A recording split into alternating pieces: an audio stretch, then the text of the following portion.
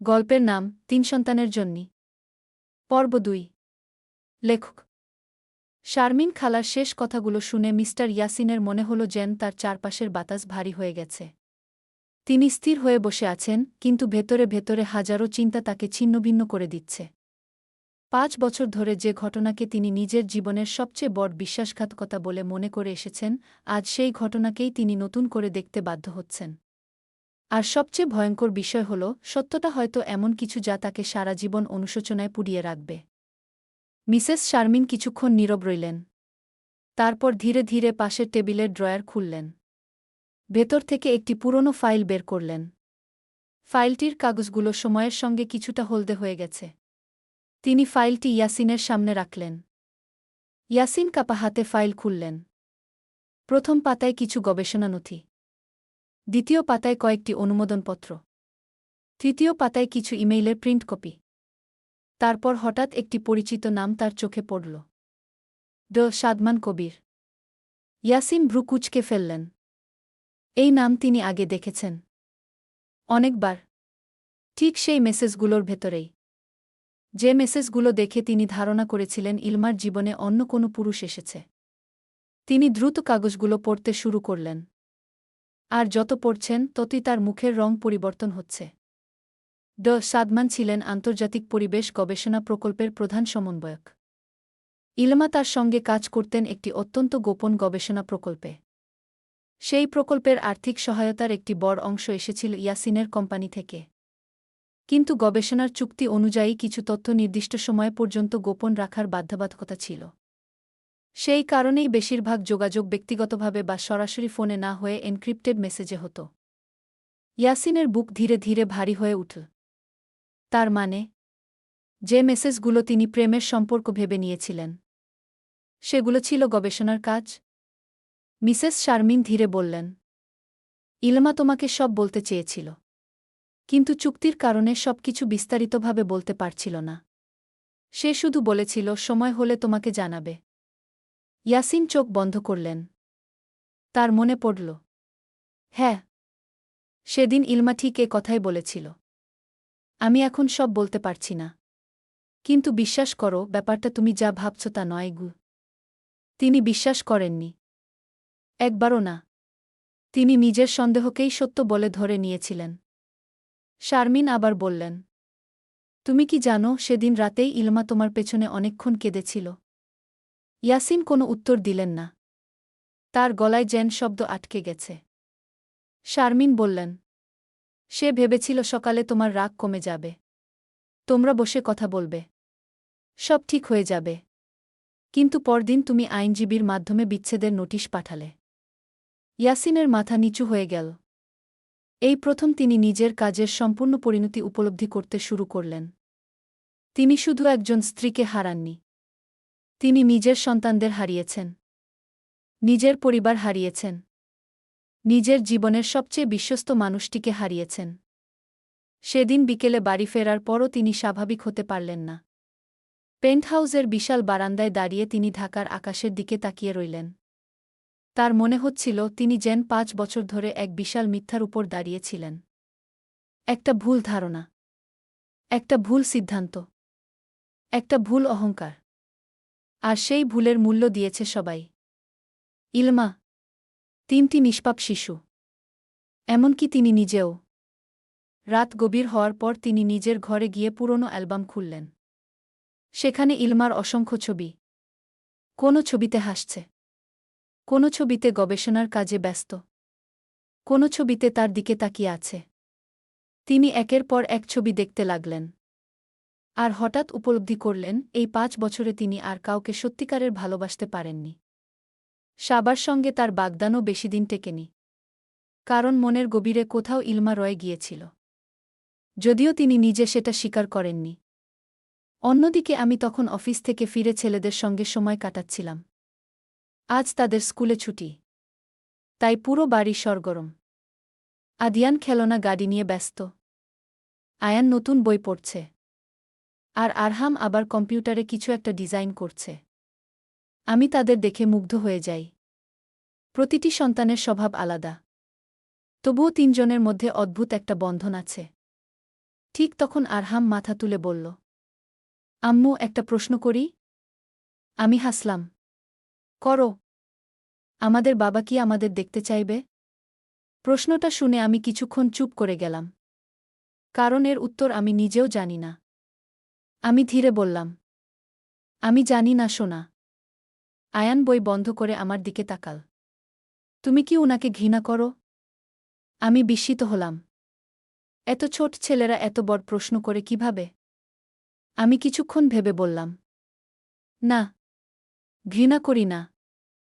আদিয়ান অবাক হয়ে বলল, তাহলে উনি আমাদের সঙ্গে থাকে না কেন? আমার বুকের ভেতর কেমন যেন মোচ দিল। কারণ এই প্রশ্নের উত্তর দেওয়া সবচেয়ে কঠিন। আমি ছেলেদের কাছে টেনে নিয়ে বললাম, কখনো কখনো বড়রা ভুল করে ফেলে। খুব বড় ভুল। আর সেই ভুলের জন্য অনেক মানুষ কষ্ট পায়। তিনজনই চুপচাপ আমার কথা শুনল। হয়তো পুরোপুরি বুঝতে পারল না। কিন্তু আমার কণ্ঠের কষ্টটা তারা বুঝে গেল। সেদিন রাতে সবাই ঘুমিয়ে যাওয়ার পর আমি একা বসেছিলাম। ঠিক তখন ফোন বেজে উঠল। অপরিচিত নম্বর। প্রথমে ধরতে ইচ্ছে করছিল না। কিন্তু পরে রিসিভ করলাম। হ্যালো। ওপাশে কয়েক সেকেন্ড নীরবতা। তারপর পরিচিত একটি কণ্ঠ ভেসে এল। ইলমা। আমার শরীর হঠাৎ শক্ত হয়ে গেল। 5 বছর পর। এই প্রথম মিস্টার ইয়াসিন নিজে আমাকে ফোন করেছেন। আমি কোনো কথা বললাম না। তিনি আবার বললেন, আমার সঙ্গে তোমার কথা বলা দরকার। আমি ধীরে বললাম, 5 বছর আগে দরকার ছিল। আজ নয়। তার কণ্ঠ কেঁপে উঠল। আমি সব জেনেছি। আমি চোখ বন্ধ করলাম। এত দ্রুত? তাহলে সত্যিই তিনি খোঁজ শুরু করেছেন। ইয়াসিন বললেন, আমি জানতাম না তুমি। কথাটা শেষ করতে পারলেন না। সম্ভবত ও অন্তঃসত্ত্বা ছিলে কি শব্দ দুটি উচ্চারণ করার সাহস পাচ্ছেন না। আমি শান্ত স্বরে বললাম, জানার চেষ্টা করলেও জানতে পারতে। ওপাশে দীর্ঘ নীরবতা। তারপর তিনি খুব ধীরে বললেন, আমি কি ছেলেদের সঙ্গে দেখা করতে পারি? আমার বুকের ভেতর কিছু একটা নড়ে উঠল। আমি এই প্রশ্নের জন্য প্রস্তুত ছিলাম না। 5 বছর ধরে আমি একাই তাদের বড় করেছি। একাই তাদের অসুখে রাত জেগেছি। একাই তাদের প্রথম হাঁটা, প্রথম কথা বলা, প্রথম স্কুলে যাওয়া দেখেছি। আজ হঠাৎ করে তিনি ফিরে এসে বাবা হওয়ার অধিকার চাইছেন? কিন্তু একই সঙ্গে আমি এটাও জানি সন্তানদের বাবাকে জানার অধিকার আছে। আমি দীর্ঘক্ষণ চুপ করে রইলাম। তারপর বললাম, আমি এখন কোনো সিদ্ধান্ত দিতে পারব না। ইয়াসিন বললেন, আমি বুঝতে পারছি। তার কণ্ঠে এমন এক অনুতাপ ছিল যা আগে কখনো শুনিনি। ফোন কেটে যাওয়ার পরও আমি অনেকক্ষণ স্থির হয়ে বসে রইলাম। আমার ভেতরে যেন দুটি মানুষ যুদ্ধ করছে। একজন বলছে এত সহজে তাকে ক্ষমা করা উচিত নয়। অন্যজন বলছে সত্যকে চিরকাল লুকিয়ে রাখা যায় না। আর ঠিক সেই সময় আমি জানতাম না, কয়েক দিনের মধ্যেই এমন একটি ঘটনা ঘটতে চলেছে যা আমাদের সবাইকে আবার মুখোমুখি দাঁড় করাবে। আর সেই ঘটনাই নির্ধারণ করবে 5 বছর আগে ভেঙে যাওয়া সম্পর্কের জন্য এখনও কোনো ভবিষ্যৎ বাকি আছে কিনা। ফোনটা কেটে যাওয়ার পর আমি অনেকক্ষণ এক জায়গায় স্থির হয়ে বসে রইলাম। ঘরের ভেতর নীরবতা যেন আরও ভারী হয়ে উঠেছে। জানালার বাইরে শহরের আলো জ্বলজ্বল করছে, কিন্তু আমার ভেতরের পৃথিবীটা একেবারে থমকে গেছে। 5 বছর ধরে আমি নিজেকে বুঝিয়েছি এই অধ্যায় শেষ। 5 বছর ধরে আমি সন্তানদের জন্য শক্ত থেকেছি। নিজেকে বারবার বলেছি অতীত আর ফিরে আসবে না। কিন্তু আজ সেই অতীত নিজেই ফোন করে বসেছে। আর সবচেয়ে ভয়ঙ্কর বিষয় হল সে শুধু কথা বলতে চায়নি, সে ছেলেদেরও দেখতে চেয়েছে। আমি চোখ বন্ধ করলাম। আর তখনই 3টা ছোট মুখ চোখের সামনে ভেসে উঠল। আরহাম, আয়ান, আদিয়ান।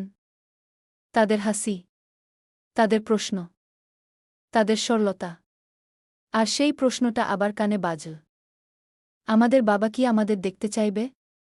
আমি জানি এই প্রশ্নটা আর এড়িয়ে যাওয়া যাবে না। ঠিক তখনই ঘরের দরজায় নক পড়ল। আয়ান দরজা খুলে ভেতরে এল। আম্মু, তুমি এখনো জেগে আছো? আমি মাথা নাড়লাম। হ্যাঁ সোনা। সে আমার পাশে বসে পড়ল। তার ছোট্ট মুখে এক অদ্ভুত সিরিয়াস ভাব। আজ সে বলল, আমাদের বাবা যদি আসতে চায়, তুমি কি তাকে আসতে দেবে? আমি চুপ করে রইলাম। এই প্রশ্নটা যেন আমাকে আবারও আঘাত করল। আমি ধীরে বললাম, তোমরা যদি চাও। আয়ান কিছুক্ষণ আমার দিকে তাকিয়ে রইল। তারপর বলল, আমি শুধু দেখতে চাই উনি কেমন মানুষ। তার কথা শুনে আমার বুক কেঁপে উঠল। কারণ সে জানে না, যাকে সে দেখতে চায় সেই মানুষটাই একসময় আমাকে ভেঙে দিয়েছিল। কিন্তু একই সঙ্গে সে তাদের বাবা। আর সেই সত্য লুকিয়ে রাখা আমার অধিকার নয়। আমি আয়ানের মাথায় হাত বুলিয়ে দিলাম। ধীরে বললাম, সবকিছু সময় আসলে ঠিক হবে। সে কিছু না বলে ঘুমিয়ে পড়ল। কিন্তু আমি ঘুমাতে পারলাম না। অন্যদিকে সেই রাতেই মিস্টার ইয়াসিন নিজের অফিসে বসেছিলেন। তার সামনে একাধিক ফাইল খোলা। কিন্তু তিনি কিছুই পড়ছেন না। তার চোখ শুধু একটা রিপোর্টে আটকে আছে। ইলমার মেডিকেল রিপোর্ট, যেখানে স্পষ্ট লেখা, মাল্টিপল প্রেগন্যান্সি কনফার্মড। তার হাত কেঁপে উঠল। তিনি বারবার একই লাইন পড়ছেন, মাল্টিপল প্রেগন্যান্সি, 3টি সন্তান। তিনি নিজের কপালে হাত রাখলেন। তার মনে হচ্ছে বুকের ভেতর কেউ যেন হাত দিয়ে চেপে ধরেছে। 5 বছর আগে তিনি যাকে ঘৃণা করেছিলেন, আজ তিনি তার সন্তানদের জন্য কাঁদছেন। তিনি হঠাৎ উঠে দাঁড়ালেন। ঘরের ভেতর হাঁটতে শুরু করলেন। নিজের সঙ্গে নিজেই কথা বলতে লাগলেন। আমি কি করেছি? আমি কি করে ফেলেছি? হঠাৎ তিনি টেবিলে থাকা ফোন তুলে নিলেন। নাবিদকে কল করলেন। রাত তখন গভীর। নাবিদ ফোন ধরতেই বলল, স্যার। ইয়াসিন বললেন, আমি কালই ইলমাকে দেখতে চাই। নাবিদ কিছুক্ষণ চুপ থেকে বলল, স্যার, ম্যাডাম কি রাজি হবেন? ইয়াসিন থেমে গেলেন। তিনি জানেন উত্তরটা সহজ নয়। তবুও তিনি বললেন, আমি জানি না, কিন্তু আমাকে চেষ্টা করতে হবে। ফোন কেটে দিয়ে তিনি জানালার পাশে দাঁড়ালেন। শহরের আলো তার চোখে প্রতিফলিত হচ্ছে। কিন্তু তার ভেতরের অন্ধকার আরও গভীর। পরদিন সকাল। আমাদের বাড়িতে অদ্ভুত একটা ব্যস্ততা।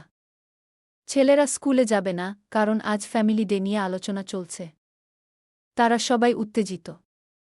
কিন্তু আমার ভেতরে অদ্ভুত একটা অস্থিরতা কাজ করছে। মাহির সকালে এসে বলল, আজ বিকেলে বোর্ড মিটিং আছে। আমি মাথা নাড়লাম। ঠিক আছে। কিন্তু আমার মন অন্য কোথাও। হঠাৎ দরজার বেল বাজল। আমি ভেবেছিলাম ডেলিভারি বা কোনো মিটিংয়ের লোক এসেছে। কিন্তু দরজা খুলতেই আমি থমকে গেলাম। ইয়াসিন দাঁড়িয়ে আছেন। সাধারণ পোশাক। কোনো দম্ভ নেই। কোনো অহংকার নেই। শুধু এক অদ্ভুত ক্লান্ত চোখ। আমি কিছু বললাম না। তিনি ধীরে বললেন, আমি কি ভেতরে আসতে পারি? আমি কিছুক্ষণ তাকিয়ে রইলাম। তারপর পাশে সরে দাঁড়ালাম। তিনি ভেতরে ঢুকলেন। বাড়ির ভেতরে 3টি ছোট ছেলে দৌড়ে এল। আরহাম থমকে গেল। আয়ান দাঁড়িয়ে গেল। আদিয়ান আমার পেছনে লুকাল। ইয়াসিন তাদের দিকে তাকালেন। তার চোখে অবিশ্বাস, কষ্ট আর ভয় মিশে আছে। তিনি ধীরে হাঁটু গেড়ে বসলেন। বললেন, হ্যালো। কিন্তু কেউ কিছু বলল না। আরহাম শুধু বলল, তুমি কে? এই প্রশ্নটা ইয়াসিনকে একেবারে ভেঙে দিল। তিনি কিছুক্ষণ চুপ রইলেন।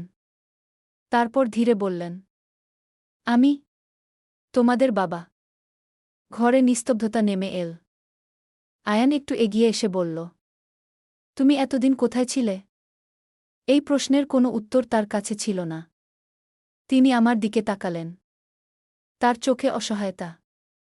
আমি ধীরে বললাম, ওরা সত্য জানতে চায়। ইয়াসিন মাথা নিচু করলেন। আমি জানি। তিনি ছেলেদের দিকে আবার তাকালেন। তার চোখ ভিজে গেছে। তিনি বললেন, আমি তোমাদের অনেক দেরিতে খুঁজে পেলাম। আদিয়ান হঠাৎ বলল, তুমি কি আমাদের ভালোবাসো? এই প্রশ্নে তিনি থমকে গেলেন। কারণ ভালোবাসা শব্দটা এখন তার জন্য সবচেয়ে কঠিন। তিনি কাঁপা গলায় বললেন, হ্যাঁ, অনেক। কিন্তু আয়ান বলল, তাহলে তুমি চলে গেলে কেন? এই প্রশ্নটা যেন শেষ আঘাত ছিল। ইয়াসিন মাথা নিচু করে ফেললেন।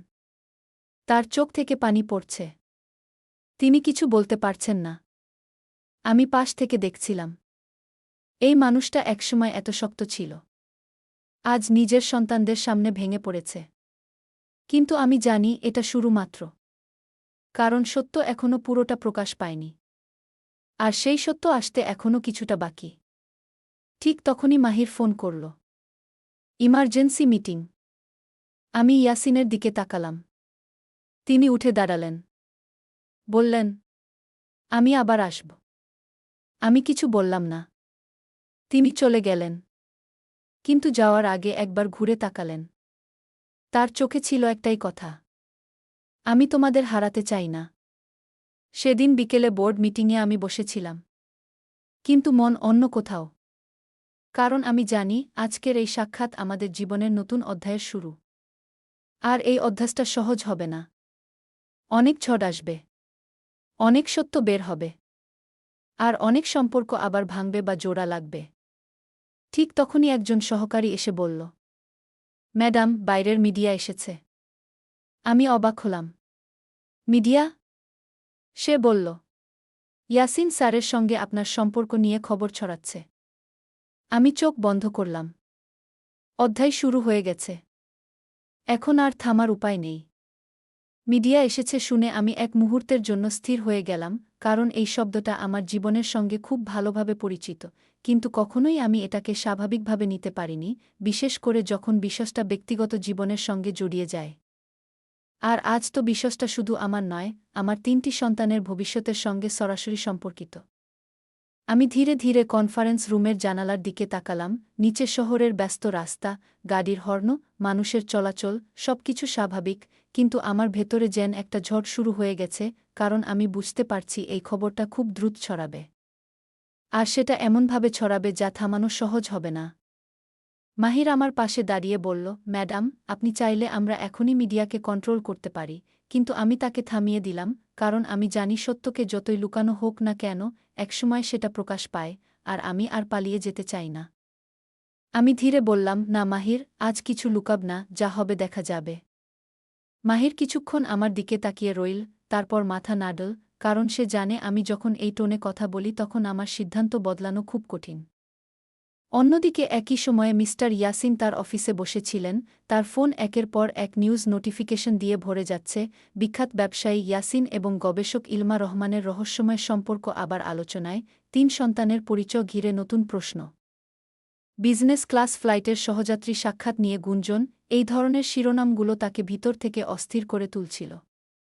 তিনি ফোনটা টেবিলে ফেলে দিলেন, কারণ তিনি জানেন এই খবর শুধু তার ব্যক্তিগত জীবন নয়, তার ব্যবসা, তার ইমেজ, সবকিছুকে প্রভাবিত করবে। কিন্তু এখন তার মাথায় এসব কিছুই গুরুত্বপূর্ণ নয়, তার মাথায় শুধু ৩টি ছোট মুখ ঘুরছে। তিনি হঠাৎ উঠে দাঁড়ালেন এবং নাভিদকে ডাকলেন। নাভিদ ভেতরে ঢুকতেই তিনি বললেন, আমি চাই তুমি এখনই মিডিয়ার সঙ্গে যোগাযোগ করো, কোনো ভুল তথ্য যেন না ছড়ায়। নাভিদ মাথা নাড়ল কিন্তু কিছু বলল না, কারণ সে জানে এই পরিস্থিতি কন্ট্রোল করা এখন খুব সহজ নয়।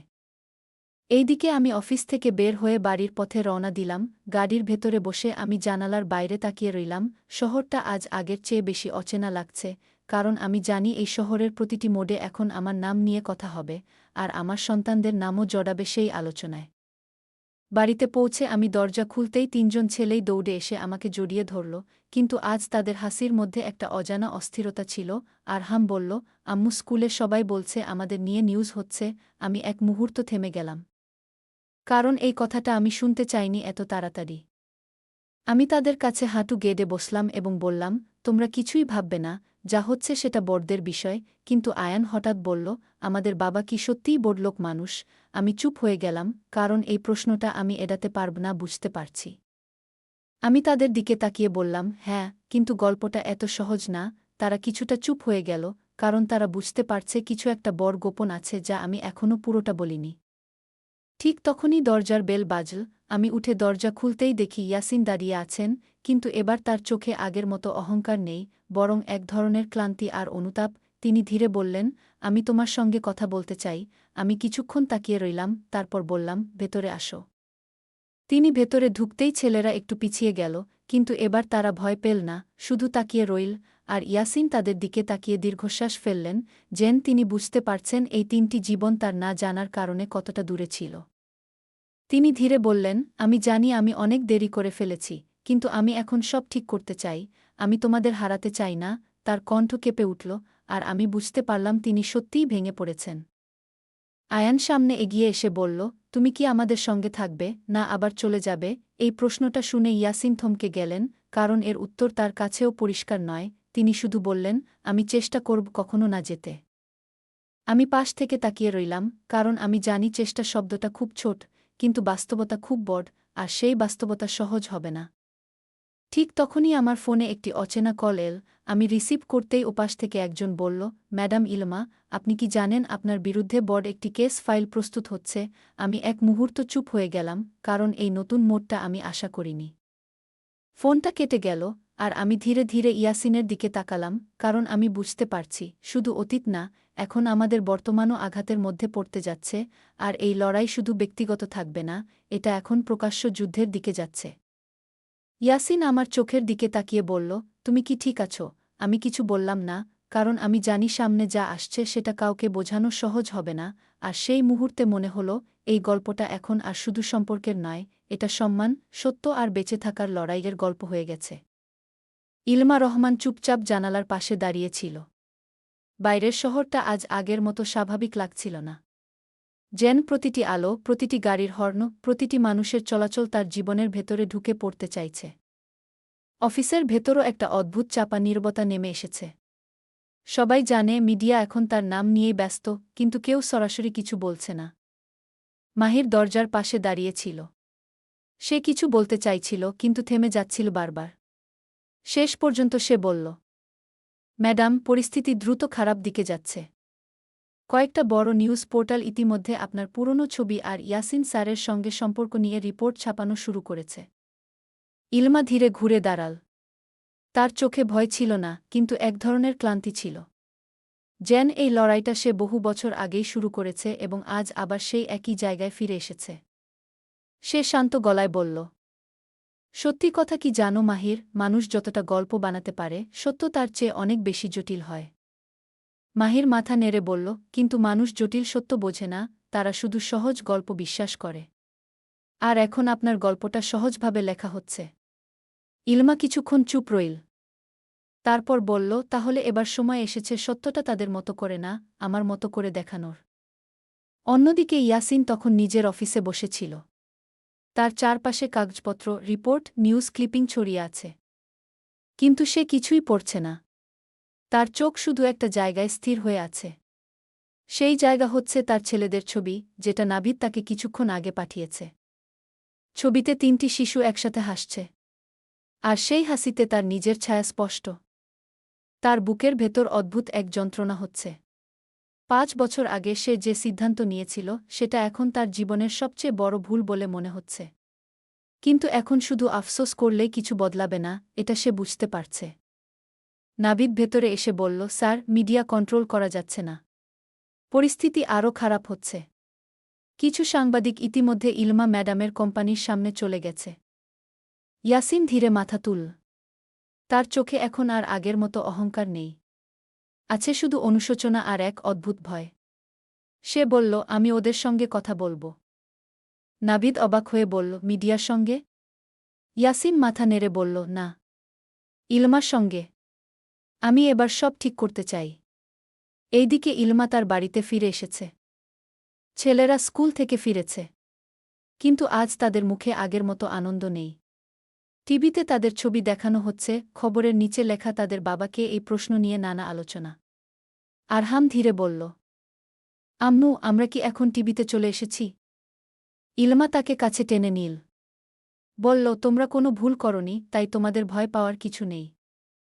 আয়ান হঠাৎ বলল, আমাদের বাবা কি এখন সবাইকে দেখবে?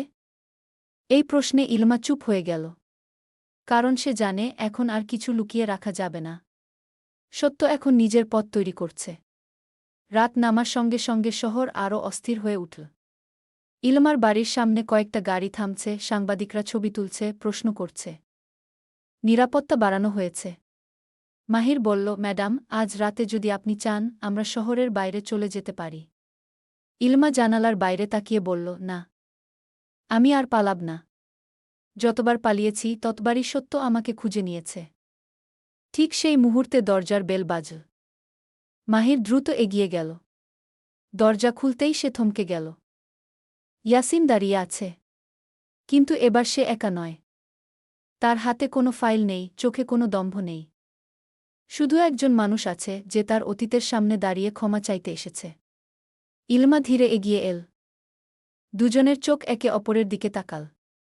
কয়েক সেকেন্ড কেউ কিছু বলল না।